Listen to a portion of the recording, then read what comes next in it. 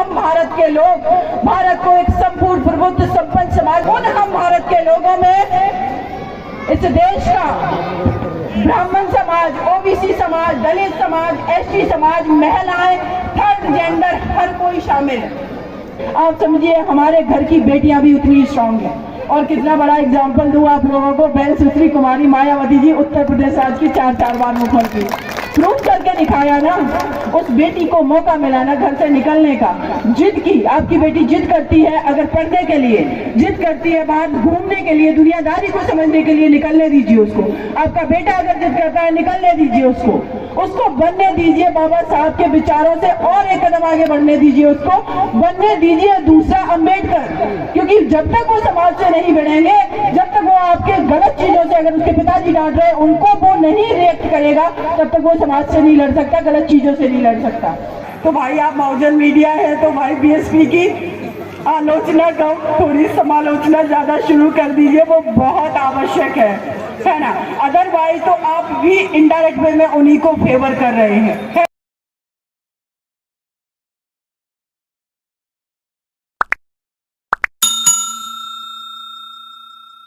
असमानता जैसे भेदभावकारी ग्रंथ को आज ही के दिन उन्होंने जलाया। ऐसे हमारे महापुरुष, ऐसे क्रांतिकारी महापुरुष, संविधान निर्माता, जिनके लिखे संविधान के द्वारा आज मेरा भारत अभी भी एकता और अखंडता की आधार पर एकजुट है, ऐसे महामानव बाबा भीमराव अंबेडकर जी के लिए एक बार आप जोरदार नारा लगाएंगे। जितने भी मेरे भाई बहन माताएं बैठे हैं, यहाँ खड़ी हुई है, मेरे बच्चे, सभी से अनुरोध है, जोरदार एक नारा लगेगा, जय भीम। आप सभी का बहुत बहुत शुक्रिया। पूरे विश्व को शांति का संदेश देने वाले तथागत गौतम बुद्ध को नमन करते हुए हमारे भारत को, हमारे विविधतापूर्ण भारत को, जहां पर अनेक भाषाएं, अनेक रंग रूप के लोग रहते हैं, अनेक तरीके का खान पान है, उसके बावजूद भी मेरे भारत को एकजुटता की जंजीरों में पिरोने वाले, एकजुटता, अखंडता, एकता को अक्षुण्ण बनाए रखने का लिए जो दस्तावेज जिन्होंने लिखा, बाबा भीमराव अंबेडकर जी को नमन करते हुए इस देश में सामाजिक क्रांति के साथ साथ राजनीतिक क्रांति के दूत मानवत साहब कांशीराम जी को नमन करते हुए बहुजन समाज पार्टी की राष्ट्रीय अध्यक्षा बहन सुश्री कुमारी मायावती जी, जो कि उत्तर प्रदेश राज्य की 4 बार मुख्यमंत्री रही, बहन जी को मैं शुक्रिया अदा करती हूँ कि उन्होंने बहुजन समाज पार्टी में मुझे काम करने का मौका दिया और निरंतर मैं आप लोगों के बीच हूँ।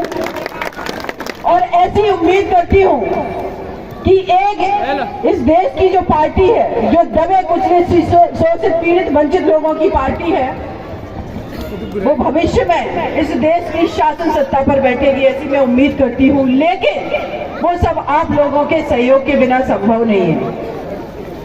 मुझसे बहुत लोगों ने सवाल किया कि आप बहुजन समाज पार्टी में क्यों, आप तो इतनी पॉपुलर थी। तो मेरे भाइयों, माताओं, बहनों, आप लोगों को एक बात मैं बता देना चाहती हूँ। नो डाउट कि आज हम एक लोकतांत्रिक देश में जी रहे हैं। यहाँ पर हर व्यक्ति का, चाहे वो जनरल कैटेगरी का हो, ओबीसी हो, एससी एसटी माइनॉरिटी हो, जैसे कि बहुजन शब्द का सबसे पहले प्रयोग तथागत गौतम बुद्ध जी ने किया था।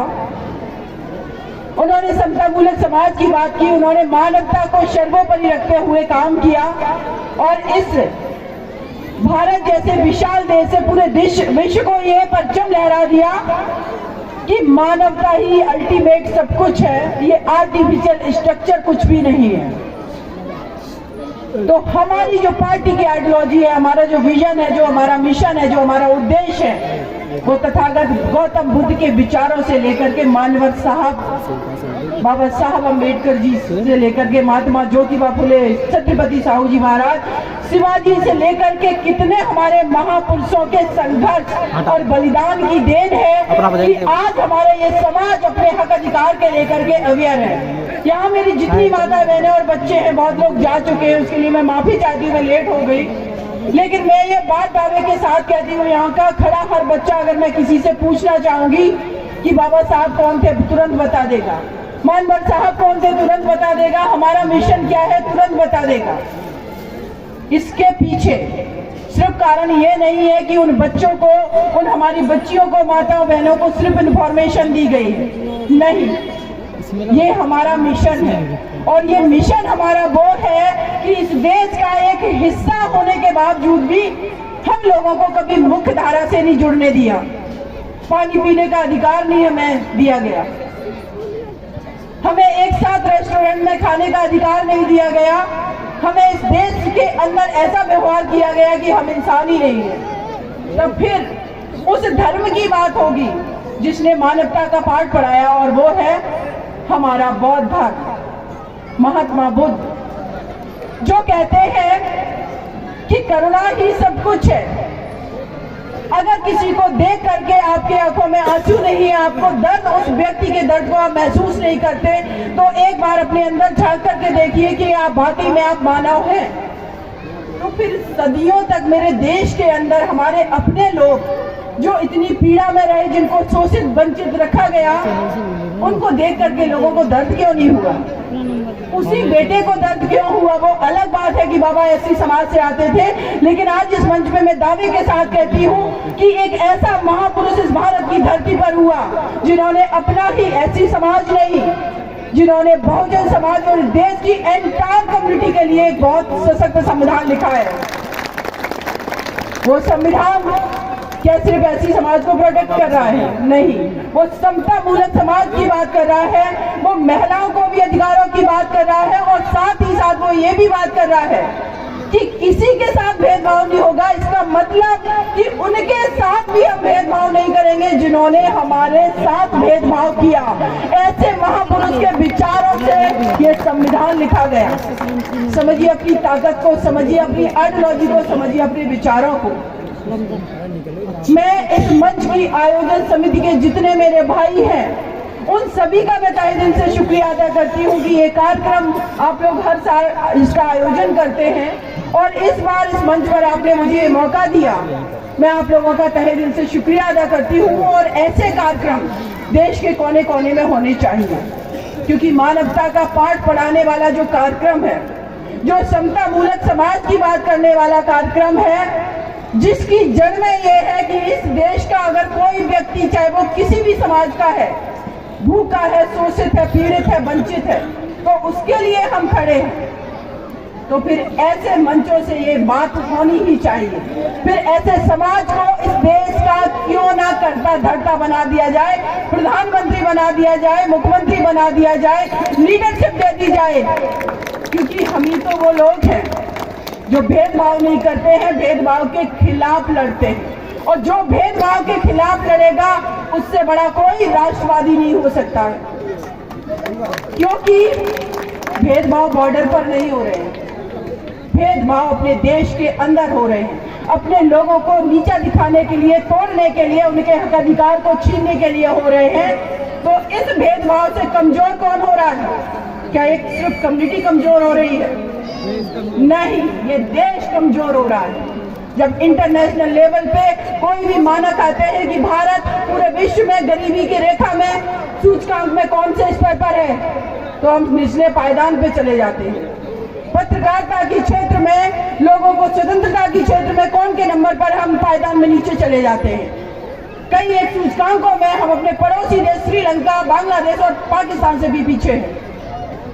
तो ये किसकी बात हो रही है? मेरे देश भारत की बात हो रही है, जिसको हम सब बहुत प्यार करते हैं। तो ये उस कम्युनिटी को, जिसकी बहुसंख्या आबादी अगर आज भी भूखी सो रही है, शोषित, पीड़ित, वंचित है, पढ़ने का अधिकार नहीं है, उनके पास हॉस्पिटल में व्यवस्था नहीं है, तो ये मेरे देश की अंदर की दशा को दर्शाता है। ये मेरा देश कमजोर हो रहा है। इसीलिए जब बाबा साहब ने संविधान लिखा, तो उन्होंने उस संविधान में मौलिक अधिकार दिए। जो प्रीएम्बल लिखी गई प्रस्तावना, जिसमें कहा जाता है कि हम भारत के लोग भारत को एक संपूर्ण, प्रबुद्ध, संपन्न, समाजवादी, पंथनिरपेक्ष, लोकतंत्रात्मक गणराज्य बनाते हैं। हम भारत के लोग, और उन हम भारत के लोगों में इस देश का ब्राह्मण समाज, ओबीसी समाज, दलित समाज, एसटी समाज, महिलाएं, थर्ड जेंडर, हर कोई शामिल है। फिर भेदभाव किसके साथ? बाबा साहब ने वो संविधान लिखा सबको रिप्रेजेंट करते हुए कि पूरे भारत की सारी कम्युनिटी के हक अधिकार इसमें समाहित हैं और उनकी जो इच्छाएं हैं, उनके जो उद्देश्य हैं, वो सब इसमें समाहित हैं। तो ये हम लोगों को विचार करना है कि हम ऐसे समाज से आते हैं, हम ऐसी पार्टी की आइडियोलॉजी से आते हैं, हमारा मिशन इतना स्ट्रांग है कि विश्व के किसी भी मंच पर हम अपने आप को जस्टिफाई कर सकते हैं। वी आर अ मानवतावादी पार्टी। हमारे पास बुद्ध है, हमारे पास बाबा साहब है, हमारे पास मोहम्मद साहब कांसीराम है, हमारे पास छत्रपति साहू जी महाराज हैं, जिन्होंने सबसे पहले अपने साम्राज्य के अंदर, अपने राज्य के अंदर 50% रिजर्वेशन दिया था। ये रिजर्वेशन कोई किसी को खैरात में नहीं दिया जाता है, चाहे वो संविधान में दिया गया हो या फिर वो छत्रपति साहू जी महाराज ने दिया हो या किसी भी एजेंसी में कहीं पर भी अगर उनको रिप्रेजेंटेशन है तो इसके पीछे उद्देश्य है। छत्रपति साहू जी महाराज से एक उनके प्रधान सचिव थे, उन्होंने सवाल किया कि जिन लोगों को आपने रिजर्वेशन दे दिया है ये लोग तो इस काबिल ही नहीं है कि काम नहीं कर पा रहे हैं। उन्होंने कहा कि अगर ये काबिल नहीं है तो उसके लिए भी हम लोग जिम्मेदार हैं। जिनको हमने अपने समक्ष नहीं बैठाला, जिनको हमने पढ़ाया नहीं, पढ़ने नहीं दिया, पढ़ने से रोका, जिनको हमने पानी नहीं पीने दिया, जिनको हमने इंसान नहीं समझा, अचानक से अगर हमने उनको रिजर्वेशन के माध्यम से नौकरियां दे भी दी तो हम कैसे उम्मीद कर सकते हैं?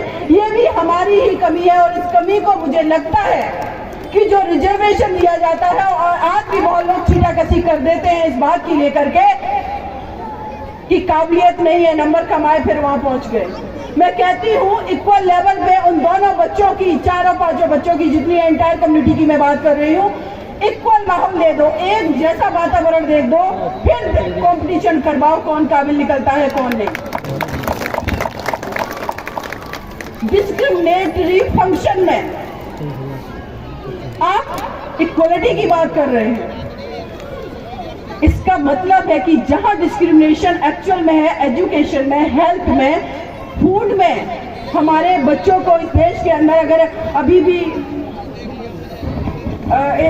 अगर सर्वे करवा लिया जाए, एनीमिक महिलाओं को अगर देख लिया जाए या जो कुपोषण के बच्चे हैं, आप देख लेना पर्टिकुलर कम्युनिटी के लोग ही निकलेंगे, बच्चे निकलेंगे। क्यों? जिनके पास प्रॉपर न्यूट्रिशन नहीं है, वो बच्चा कैसे अपने ब्रेन का उस लेवल पे इस्तेमाल करके उतना अच्छा परफॉर्मेंस कर पाएगा? हमारी ये लड़ाई उस लेवल तक होनी चाहिए। रिजर्वेशन तो बहुत छोटी चीज है, मिड डे मील जैसा कॉन्सेप्ट क्यों लाया गया? तो इन सारी चीजों की लड़ाई हमारी, मेरे भाइयों बहनों माताओं, बहुत बड़ी है। रिजर्वेशन बहुत छोटी चीज है, हमें रिप्रेजेंटेशन अब चाहिए। रिप्रेजेंटेशन का सीधा मतलब है कि अगर सरकार सोशलिज्म जो है समाजवाद के तहत समाज कल्याणकारी राज्य की स्थापना नहीं कर पा रही है और पूंजीपति कंपनियां जो है, पूंजीपति है, अगर उनके पास में हमारे पीएसयू चले गए हैं तो वहां पर भी हमारा रिप्रेजेंटेशन होना चाहिए, इंश्योर किया जाना चाहिए। क्योंकि सरकारी नौकरियां खत्म है, आपने प्राइवेट चीजों को कर दिया है, तो वहां पर तो वही लोग पहुंचेंगे ना जो पहले से बहुत ज्यादा वेल एजुकेटेड है, अब्रॉड पढ़ के आए हैं, जिनके पास इंग्लिश मीडियम स्कूल है, जिनके पास कॉन्वेंट स्कूल है। हमारे देश के अंदर अभी भी हमारे आपके बच्चे प्राथमिक विद्यालय में पढ़ रहे हैं ना, वहाँ पर टीचर की उतनी अच्छी क्वालिटी है ना, संसाधन है, सारी चीजें नहीं है। तो फिर हमारी लड़ाई वहाँ तक पहुँचनी चाहिए। इस देश की नदियों पर अधिकार होना चाहिए, इस देश के पहाड़ों पर अधिकार होना चाहिए, जहाँ माइनिंग हो रही है, जहाँ पत्थर खोदे जा रहे हैं, जहाँ पर हीरे जवाहरात निकल रहे हैं, जहाँ पर गोल्ड निकल रहा है, चाहे वो कोलार की खान हो, जहाँ पर सीबीआई हमारी है, सीबीआई में हमारे लोग होने चाहिए, जिससे कि बहुजन समाज का अगर कोई नेता उभर करके आगे आता है तो उसको फॉल्सली इम्प्लीकेट ना किया जाए, ईडी से ना डराया जाए। और साथ ही साथ जो पूरी बॉलीवुड इंडस्ट्री है, वहां पर जो फिल्में बन रही हैं, आप लोगों ने कभी सोचा कि उन फिल्मों के अंदर जो दर्शाया जाता है आज भी कभी भी उन मूवीज में आप देखना SC, ST, OBC माइनॉरिटी का कोई व्यक्ति जाकर के राजा के रूप में नहीं दिखाया जाता है। ये माइंड सेट है हमारा। तो मैं कहूंगी अपने आप को राजा समझिए। हमारे पास इस देश का एक सबसे बड़ा राजा हुआ है, जिसके द्वारा लिखे गए संविधान से इस देश का पूरा सिस्टम संचालित हो रहा है। चाहे वो प्रधानमंत्री कैसे बनेगा, कैसे हमारी कैबिनेट वर्क करेगी, कौन राष्ट्रपति बनेगा, राष्ट्रपति का चुनाव कैसे होगा, विधानसभा के चुनाव कैसे होंगे, एक बच्चे का अधिकार कैसे हो क्या होगा, एक महिला का अधिकार क्या होगा, सारी कम्युनिटी के अधिकार क्या होंगे, ये सारी चीजें पूरा एक बहुत स्ट्रॉन्ग पूरे विश्व का सबसे बड़ा दस्तावेज लिखने वाले आपके हमारे बाबा साहब भीमराव अंबेडकर जी ने लिखा। तो हम लोग कौन है? एक्चुअल में हम लोग किंग है, और ये फीलिंग हमारे अंदर भावनाएं होनी चाहिए।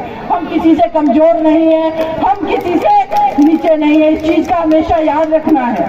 और साथ ही साथ में एक और बात कहूंगी, शाम का समय हो गया, मेरी माता बहनें घर चली गई, उनके ऊपर परिवार की जिम्मेदारी होती है। लेकिन ये बात मैं इसलिए कहना चाहती हूँ कि माता और बहनों से ज्यादा ये बात मेरे भाइयों को सुनना बहुत जरूरी है और इम्प्लीमेंट उनको करना बहुत जरूरी है। आपके घर में जो एक स्त्री है, चाहे वो माँ के रूप में हो, बहन के रूप में हो, आपकी बेटी के रूप में हो, वो भी इस देश की आधी आबादी है।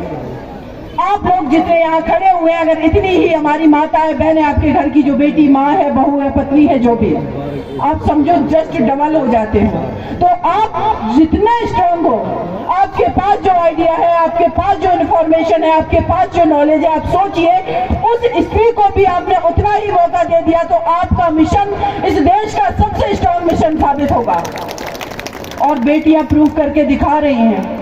अभी रिसेंटली मैंने देखा, सानिया मिर्जा उत्तर प्रदेश की सहारनपुर की बेटी है, NDA क्वालिफाई किया है। आपकी बेटियां किसी से कम नहीं है।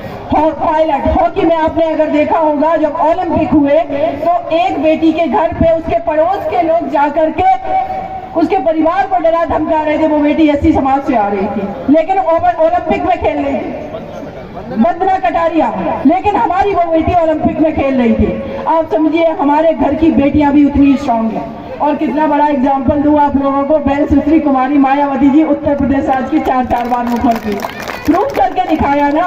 उस बेटी को मौका मिला ना घर से निकलने का, जिद की। आपकी बेटी जिद करती है अगर पढ़ने के लिए, जिद करती है बाहर घूमने के लिए, दुनियादारी को समझने के लिए, निकलने दीजिए उसको। आपका बेटा अगर जिद करता है, निकलने दीजिए उसको बनने दीजिए बाबा साहब के विचारों से, और एक कदम आगे बढ़ने दीजिए उसको, बनने दीजिए दूसरा अंबेडकर। क्योंकि जब तक वो समाज से नहीं बढ़ेंगे, जब तक वो आपके गलत चीजों से, अगर उसके पिताजी डांट रहे उनको वो नहीं रिएक्ट करेगा, तब तक वो समाज से नहीं लड़ सकता, गलत चीजों से नहीं लड़ सकता। तो अपने घर में अपनी बेटियों को स्ट्रांग बनाइए। लोग मुझसे कहते हैं निर्भया केस में आपने 4 लोगों को फांसी की सजा करा दी मैम। आप सोचिए, मुकदमा मैंने लड़ा है। लड़ना शब्द बेटियों के लिए सूट नहीं करता है। बेटियां तो सीधी, सिंपल, सच्ची, भोली होनी चाहिए, लेकिन मुकदमा तो भाई लड़ना पड़ता है, तो बेटियों को भी लड़ना पड़ेगा। तो बेटियों को घर से लड़ना सिखाना पड़ेगा ना, तब तो कोर्ट में वकीलों के सामने लड़ेंगी भाई। तो लड़ना सिखाइए। और आप लोगों को मैं बता रही हूँ, हाथरस केस का जनवरी महीने में निर्णय आने वाला है। फाइनल आर्गुमेंट में केस आ चुका है। जब मैं उस कोर्ट रूम में थी, आपकी बहन ये अकेली थी हाथरस में, मैं केस को अटेंड करने जाती हूँ। 15-20 वकील आकर के आपकी इस बहन पर सिर्फ उन्होंने हाथापाई नहीं की, बाकी पूरा माहौल बना दिया था। जज को तुरंत ऑर्डर करना पड़ा कि सीमा मैडम को और इनके क्लाइंट को पुलिस घेरे में लिया जाए। कोर्ट रूम के अंदर 5 कांस्टेबलों के घेरे में हम लोगों को लिया गया, लेकिन मैं अकेले भिड़ गई। बोले कौन सीमा कुशवाहा, दिल्ली से आके मुकदमा नहीं लड़ सकती। मैंने कहा तुम कौन होते हो? उनको कास्ट का प्राइड था, उनको मर्द होने का प्राइड था, उनको सीनियर होने का प्राइड था। और आपकी इस बहन ने कोर्ट रूम में खड़े खड़े 5 मिनट के अंदर धराशायी कर दी सारी चीजें। और आज भी दमखम के साथ उसी हाथरस डिस्ट्रिक्ट कोर्ट में मैं जाती हूँ, उस बेटी मनीषा वाल्मीकि के लिए लड़ाई लड़ने, सजा भी करवाऊंगी। तो ये ताकत, ये बल आपकी बेटी को, आपके बेटों को आपके घर से मिलेगा। उसको सिर्फ आप अपनी पत्नी मत समझिए, उसको समझिए एक इंसान। उसको सिर्फ आप अपनी बेटी या बहन तक सीमित मत करिए। उसको सोचिए कि ये जो हमारी बेटी बैठी है, कल बहन सुश्री कुमारी मायावती जी की तरह मुख्यमंत्री भी बन सकती है। वो बोल रहे थे आप अपने पहले घर में इक्वलिटी का माहौल बनाइए। संविधान में तो उन्होंने लिख दिया सरकारों से तो हम अधिकार से छीन लेंगे क्या, लेकिन अपने घर के अंदर हमने बहन बेटियों माताओं को उसी तरीके का अधिकार दिया है। मैं दावे के साथ कहती हूँ अभी भी 90% ऐसे परिवार हैं जो अभी भी अपने घर की स्त्रियों को बराबर लेवल पे नहीं नापते। वो अभी भी यही समझते हैं कि जब मैं ऑफिस से वापस आऊं, बिजनेस करके वापस आऊं, आप मेरे कपड़े उठाएं, कपड़े धुलें, किचन में जाएं। एक बार अपनी पत्नी का, अपनी बेटी का हाथ पकड़ करके बैठा लिए, उससे कहिए कि देश की इकोनॉमी ये हालात में है। आपको बेटा हो सकता है भविष्य में आप आगे बढ़िए, दुनियादारी को समझिए। आपको भी विधायक बनना है, आपको भी एमएलए एमपी बनना है। जिस दिन आप कहोगे आपकी बेटी, आपकी पत्नी के अंदर वो कॉन्फिडेंस होगा, मैं दावे के साथ कहती हूँ वो परिवार भी चला लेगी, वो समाज भी चला लेगी।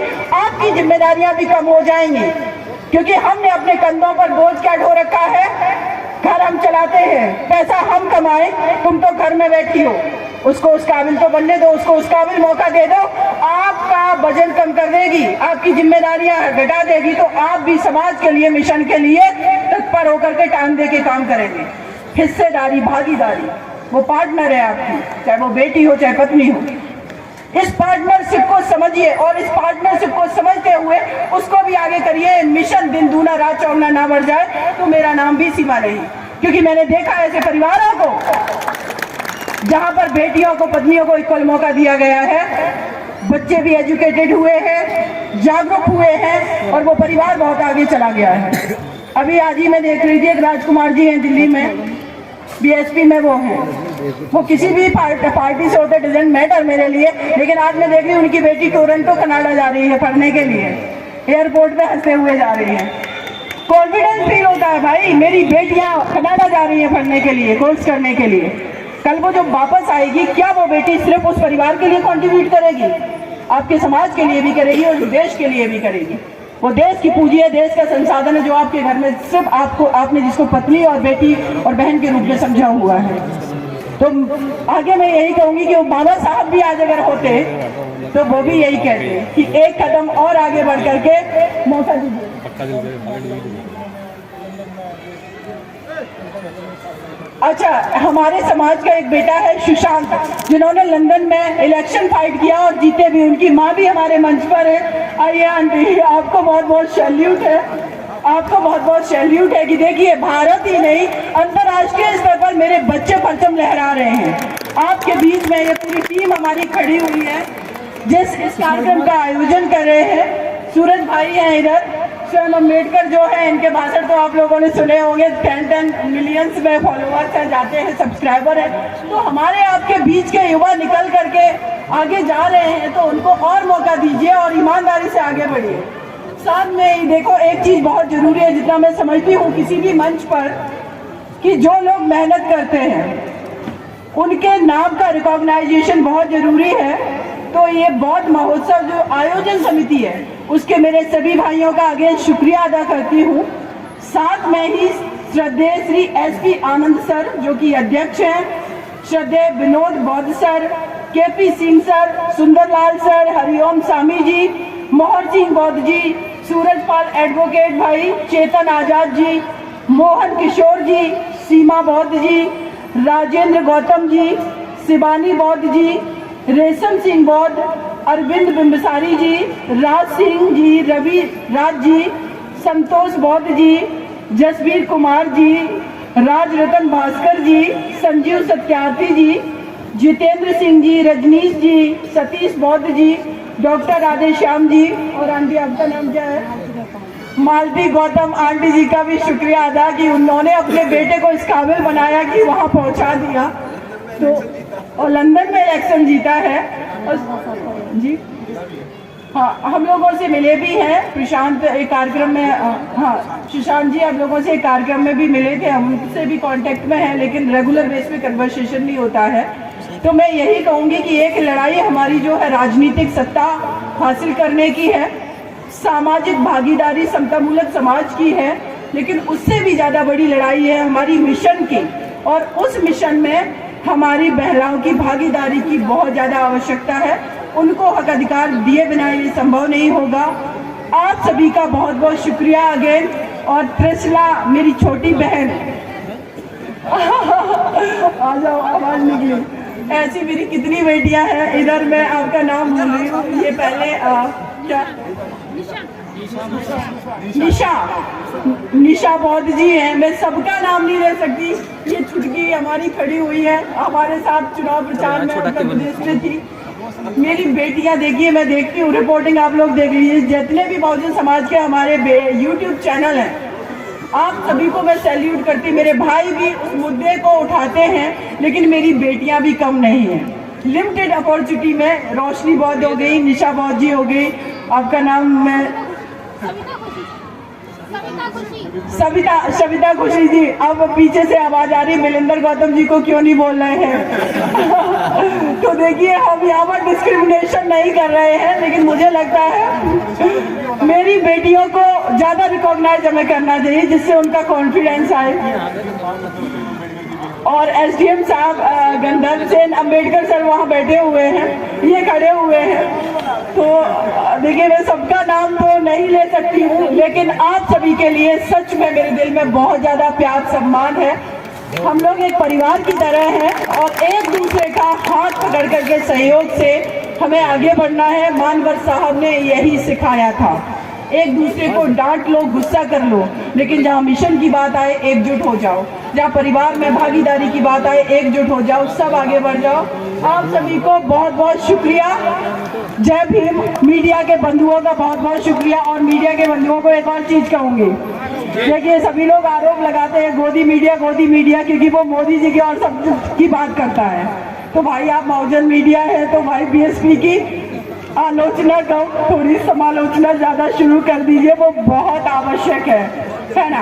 अदरवाइज तो आप भी इनडायरेक्ट वे में उन्हीं को फेवर कर रहे हैं, है ना। तो आप लोगों से ये मेरा अनुरोध है। जय भीम, जय भारत।